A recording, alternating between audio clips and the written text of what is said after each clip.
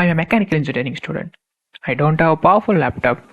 I do not have a single paid AI tool, and I only started learning to code a short time ago. This channel is me learning in public.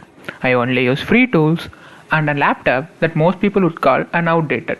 I study mechanical engineering, not computer science engineering. I did not grow up coding, but one day I tried programming and I liked it. I like building softwares. I like solving hard problems with code. That interest did not stay small. It grew. First, simple scripts, then web development, then backend systems, then AI.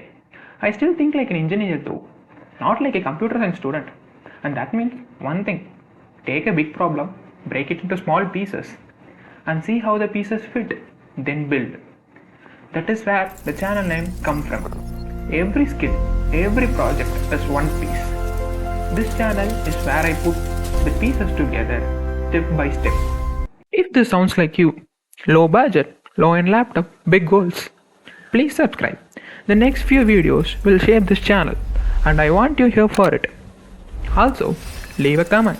Tell me what AI tool or a coding topic you want me to try. I will pick one from the comments for the future videos. Once again, this is JigSaw Builds. Let's start piecing it together.